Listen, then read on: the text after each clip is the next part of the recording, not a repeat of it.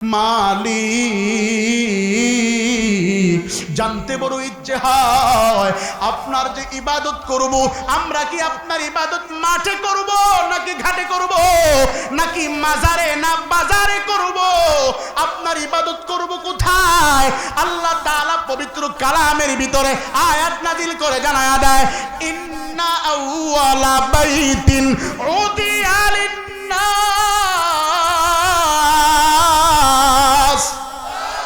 লাল্লাযী বিবাক্কাতা মুবারাকাও ওয়া হুদাল লিল আলামিন আল্লাহ তাআলা জানায়া দেয় আমি আল্লাহ তাআলার পক্ষ থেকে তোমাদের কাছে একটা ঘর দিয়া দিলাম যেই ঘরটা বাক্কাতে নির্মিত যা মক্কা নামে প্রসিদ্ধ ওই মক্কাতে যেই ঘরটা আমি আল্লাহর ঘর বাইতুল্লাহ এবার চাপায়ের মুসলমান প্রশ্ন করে মালিক আমরা চাপাই থেকে কিভাবে বাইতুল্লাহ গিয়ে আপনার দরবারে লাব্বাইকের আওয়াজ দিব আল্লাহ তাআলা জানায় দেয় প্রয়োজন নাই চাপায়ের প্রত্যেকটা এলাকায় প্রত্যেকটা মহল্লায় গ্রামে আমি আল্লাহর পক্ষ থেকে তোমাদের কাছে আমি আল্লাহ কিছু ঘর বানায় রাখলাম বান্দার মাধ্যমে ওই ঘরের ভিতরে আমি আল্লাহ তাআলা সকাল থেকে এভরিডে সকাল থেকে সন্ধ্যা পর্যন্ত আমি আল্লাহ তোমার জন্য একজন মুয়াজ্জিন নিযুক্ত করে তোমারে ফজরের সময় ডাক দেওয়া হয় আসসালাতু খায়রুম মিনান নাওম আসো কে রে বেনামাজি বিদেশি কম্বল পায়া শীতের দিন নাক ডাকতে ঘুমাইতেছ ঘুমটাকে ছেড়ে দাও ঘুমের চাইতে নামাজটা বড় দামি আমি আল্লাহ তোমারে ডাকতেছি আমার ঘরের ভিতরে আসো কিন্তু তুমি আর আমি দুনিয়ার ধান্দার পিছনে পড়িয়া সারা রাত কাটায়া ফজরের সময় নাকে কম্বল মুড়ি দিয়া ঘুমাই আল্লাহর ডাকে আমার আপনার সারা দেওয়ার সময় হয় না আল্লাহ তাআলা কিন্তু ডাকা বন্ধ করে নাই আবারও তোমারে আমারে আমার আল্লাহ যোহরের সময় মুয়াজ্জিন লাগায়া ডাকে হাইয়া আলাস সালাহ আসো ফজরে আসতে পারো নাই যোহরের ভিতরে আসো যোহরে আসিয়া ফজরের কাজাটা আগে পড়িয়া আমি মালিকের কাছে একটু সেজদা দাও আমি আল্লাহর কুদরতি পেয়ে সেজদা লাগাও জীবনের গুনাহ ক্ষমা চাও আমি আল্লাহ তোমার জীবনের গুনাহ ক্ষমা করে দিব কিন্তু তুমি আর আমি দুনিয়ার এতটাই নাফরমান আমারে আপনারে যোহরেও আল্লাহর ঘরে পাওয়া যায় নাই আমার আল্লাহ কিন্তু ডাকা বন্ধ করেন নাই আবারও আসরের সময় মুয়াজ্জিন লাগায়া ডাকে হাইয়া আলাস সালাহ আসো নামাজের দিকে আসো আসো আমি মালিকের ইবাদতে আসো কিন্তু তুমি আর আমি আসরের সময় আল্লাহর ঘরে যাইতে পারি নাই আমার আল্লাহ কিন্তু ডাকা বন্ধ করে নাই আবারও তোমারে আমারে মাগরিবে ডাকে আয় বান্দা আসো আমি আল্লাহ তোমারে মাগরিবে ডাকে আসো কিন্তু তুমি আর আমি মাগরিবে আল্লাহর ঘরে যাইতে পারি নাই আমার আল্লাহ ডাকা বন্ধ করে নাই এশারের সময় আবার আমার আল্লাহ ডাকে এশারে আসতে পারো নাই তাহাজ্জুদে আল্লাহ তাআলা ডাকে যে কিয়ামুল লাইল যেই নামাজটা আগে তোমার উপরে ফরজ ছিল ওই নামাজের সময় বান্দা জীবনের গুনাহ ক্ষমা চাও তাহাজ্জুদে সবাই ঘুমায় তুমি যদি ঠান্ডা পানি দিয়া ওযু বানায়া নীরবে নিভৃতে চোখের পানি ছেড়ে ইয়া আইয়ুহাল্লাযীনা আমানু তুবু ইলাল্লাহি তাওবাতান নাসুহা আন্তরিক তওবা যদি আমি আল্লাহর সাথে করতে পারো জীবনের গুনাহ যদি আমি মালিকের কাছে ক্ষমা চাইতে পারো আমি আল্লাহ ওয়াদা দিয়া দিলাম আমি আল্লাহর ভয়ে জাহান্নামের ভয়ে যদি একটা ফোঁটা চোখের পানি সেজদায় ফেলাইতে পারো মাটিতে পড়ার আগে বান্দা বান্দি তোর জীবনের গুনাহ আমি আল্লাহ চিরতরে মাফ করে দিব আওয়াজ দিয়া বলেন না আল্লাহু আকবার তো ইবাদত করার জন্য আল্লাহর ঘরে যাওয়া দরকার আছে না নাই আল্লাহর ঘর আমার আপনার বাড়ির পাশে আছে না নাই নাকি চাপাই যাইতে হবে কথা বলেন না কেন চাপাই যাইতে হবে এখন আর বান্দা বান্দিরা দলে দলে মসজিদে যায় না হোটেলে তাসির নামে একটা হোটেল ছিল হোটেলের কর্মচারী আরবের ভিতরে কর্মচারীরা যখন নামাজে যাইতো কর্মচারী কাজ বন্ধ করে নামাজে যাইতো এলাকার সবাই ডাকতো, চলো নামাজে চলো, চলো ইবাদতে চলো, চলো আল্লাহর ভয়ে আল্লাহর কাছে গিয়া সেজদা লাগাও। এখন যে যার মতো অহংকার দেখায়া যায়, 5 ওয়াক্ত নামাজি নিজেরে পাক্কা নামাজি মনে করে, পাশে আরেকজন ভাই যে বসে থাকে দরদ দিয়া তারে একটা বারের জন্য দাওয়াতও দেয় না। অথচ রাসূলের স্পষ্ট সহিহুল বুখারীর হাদিস, বাল্লিগু আন্নী ওয়ালাউ আয়া, আমার পক্ষ থেকে একটা বার্তা হলেও আমার উম্মতের কাছে পৌঁছায়া দাও। হতে পারে এই পৌঁছানোটাই তোমার জীবনের নাজাতের ওসিলা হয়ে যাইতে পারে। অহংকার, আমি বড় মুফতি, আমি মুহাদ্দিস, আমি শাইখুল হাদিস, মইরা দেখ বেটা তোর মুফতিগিরি টাইট হয়ে যাবে। কথা বলেন না কেন? চান্দু, কত মুফতি দেখেছি টাকার কাছে বিলাই হয়ে গেছে, কত মুহাদ্দিস দেখেছি, জীবনে শুনি নাই যে মসজিদের ইমাম পলায়, যা বাংলাদেশের নজিরে হয়েছে। কথা বলেন না কেন? বাস্তব না অবাস্তব? জানি তুমি কতটুক নিজের ঘরে করলে কুরুকুরু, অন্য করলে মাকরু না? নিজের ঘরে করলে কুরুকুরু আর অন্যের কাছে মাকরু। আগে নিজে পরিবর্তন হও, এরপরে দাওয়াত দাও। কবুল করার মালিককে। জোরে কর। অহংকার আর ফকর নিয়ে আমি এখানে কথা বলতে আসি নাই। যারা নিচে উপরে বসছেন, আপনাদের পায়ের জুতা টানার যোগ্যতা আমার নাই। আমি সেই ফকর আর দেমাগ দেখাইতে আসি নাই। আমার মেসেজ হলো এটা, আমরা সব দ্বিধাদ্বন্দ্ব ভুলে যাই, আমরা যে এক আল্লাহর গোলাম এটা মেনে নিতে চাই। ঠিক না বা ঠিক? জোরে কর, আরো জোরে কর। কিন্তু আজকে সমস্যা দলাদলি, মলামলি। ও গেছে আমি যাব না, আমি নামাজ পড়লেই তো হয়, ওরে কওয়া লাগে। আর একত্রিত ভাবে মুনাফিকেরা এই ঈদুল ফিতরকে এত সুন্দর নামকে ব্যবহার করে আপনাদের এই এলাকা থেকে, চলো তালতলি যাই। ঠিক না বা ঠিক? এটাতে দলবদ্ধ হয়। আমি দলবদ্ধ আর দাওয়াতের কথাটা বলছি, মনোযোগ দেন।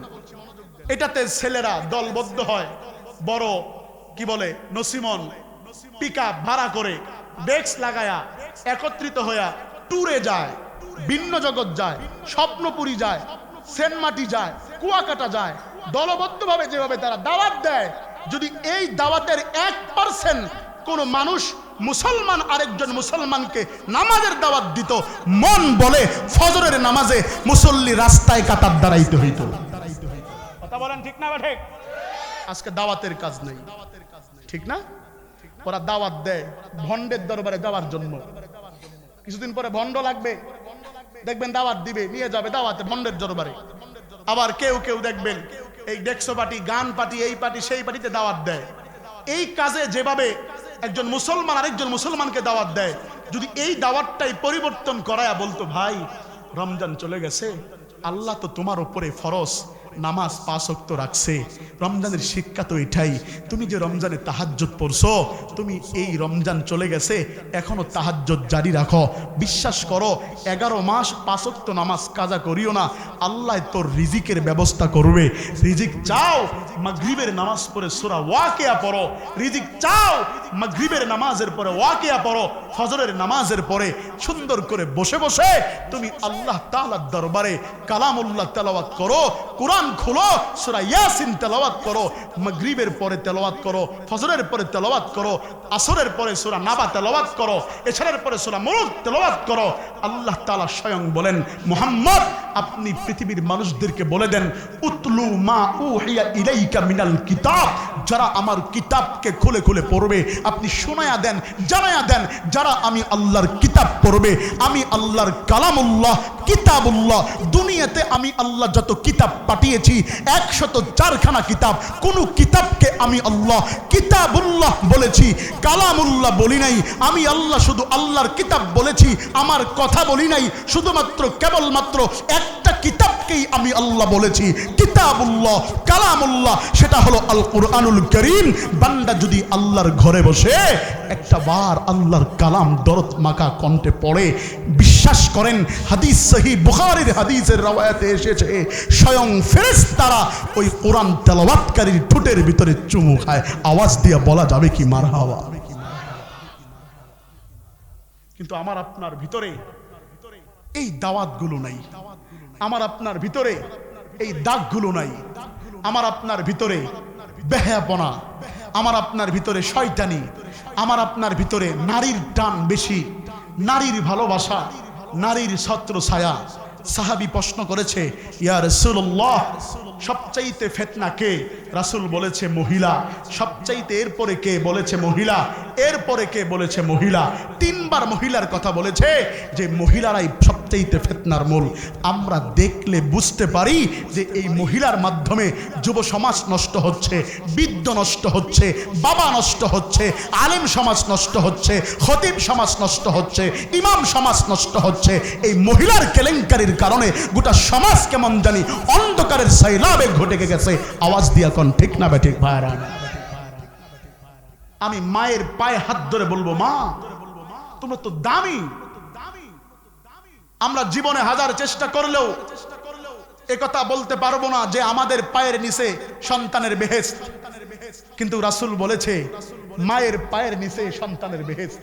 আম্মা তুমি তো দামি, তোমার দামি তো আলাদা, তোমার সম্মান তো আলাদা, তোমার সম্মান তো আকাশচুম্বী। মা তোমার পায়ের নিচে সন্তানের বেহেশত, তুমি কেন তোমার এই দামি চেহারাকে উলঙ্গ করে যুবকের সামনে ফ্লাশিং করে ঘোরো? তোমার উপরে একটা ফরজ বিধান দিয়েছে, স্পষ্ট কথা জান্নাতের গেটের ভিতর লেখা থাকবে, আদ-দায়ুসু লা ইয়াদখুলুল জান্নাহ, দায়ুস কখনো জান্নাতে প্রবেশ করবে না। যদি তোমার মেয়ে হয়, সে যদি বেহায়াপনায় ঘুরে, তুমি বাবা দায়ুস, তোমার স্ত্রী হলে তুমি স্বামী দায়ুস, তোমার বোন, তুমি বড় ভাই হইলে তুমি দায়ুস, তোমার অধীনস্থ যেই নারী আছে তাকে তুমি সংশোধন করাও। মা তোমার পায়ে হাত ধরে বলেছি, আল্লাহ তোমারে রূপচর্চা করার জন্য দুনিয়ায় পাঠায় নাই। রূপচর্চা করবা তোমার স্বামীর জন্য, অন্য যুবকের জন্য না। এখন মহিলারা মার্কেটে গিয়া যতটুক আদর আর দরদ দিয়া মার্কেটের ম্যানেজারকে ভাই বলে ডাক দেয়, নিজের ঘরের স্বামীকে এতটুক যত্ন আর আদর করে স্বামী বলে ডাকে না। কথা বলো ঠিক না বেঠিক? ঠিক না? জোরে কম। দিলের ভিতরে তুষার আগুন জ্বলে, বলার ভাষা নাই। যুবক যদি বলি বন্ধু একটু খুলে দেখাও, বলবে হুজুর কলিজা ফেটে যায় এই নারীর সমস্যার কারণে। এই নারী আজকে এতটাই নিচে নেমে গেছে, 2 টাকার একটা শ্যাম্পু, সেখানেও নারীর অ্যাডভার্টাইজ, রাস্তার মোড়ে মোড়ে নারীর অ্যাডভার্টাইজ, বিভিন্ন জায়গায় নারীকে পণ্য বানিয়েছে। কিছু বিধর্মী আর কিছু মুসলিম নামে মুসলমান, এরা এগুলোকে নাম ব্যবহার করে আমাদের ইসলাম ধর্মকে কলঙ্কিত করার জন্য, কিছু দুনিয়ার অর্থকরীর লোভে পড়ে সমাজটাকে নষ্ট করার জন্য নিজের এই দেহকে বিক্রি করতেছে টিকটকের মাধ্যমে, রিলস ভিডিওর মাধ্যমে। কথা বলেন ঠিক না বেঠি? অনুরোধ করব ভাই, অনুরোধ করব মা, তুমি তো নবীদের মা, ওলিদের মা, পীরদের মা, শায়েখদের মা, শাইখুল হাদিসের মা, মুফতির মা, মুহাদ্দিসের মা। তোমার কদর কত জানো? তোমার সম্মান কত জানো? তুমি তো মা জাতি, তোমার সম্মান তো আকাশচুম্বী। যেখানে হযরত হালিমাতুস সাদিয়া গিয়েছিল, দুধমা হালিমা রাসূলের দরবারে গিয়েছে, বিশ্বনবী দাঁড়ায়া চাদর বিছায়া দিছে। সাহাবায়ে কেরাম প্রশ্ন করলো, ইয়া রাসূলুল্লাহ, আপনি কোন নারীর জন্য আপনার গায়ের সুন্দর চাদর বিছিয়ে দিয়েছেন? রাসূল বলে, সে আমার মা। মা, আজকে মা যদি পরিবর্তন হয়, মা যদি সুন্দর হয়, ঘর সুন্দর হবে, সমাজ সুন্দর হবে, রাষ্ট্র সুন্দর হবে, এই সমাজ থেকে দুর্নীতি মুক্ত হবে। কোনো লালবাই ডিপজল মার্কা সন্তান সমাজে আর আসবে না, যদি মায়ের রেহেম পরিষ্কার থাকে, মা যদি সংশোধন হয়ে যায়। কথা বলেন ঠিক না বেঠিক? এজন্য মাদের জন্য আমার এই 2-4 মিনিটের কথা। আম্মা জান একটু ফিরে আসেন, আল্লাহ আপনারে কবুল করে নিবেন। আমিও তো কোনো না কোনো মায়ের সন্তান। আমার আগে যে আলোচনা করেছে সেও তো কোনো না কোনো মায়ের সন্তান। ধারাবাহিক যারা কথা বলেছে তারাও তো কোনো না কোনো মায়ের সন্তান। আপনিও তো কোনো না কোনো সন্তানের মা, আপনিও তো কোনো না কোনো সন্তানের বাবা। একটু হিসাব করেন, নিজেকে প্রশ্ন করেন, কি করতেছেন, কিভাবে দুনিয়া থেকে বিদায় নেবেন।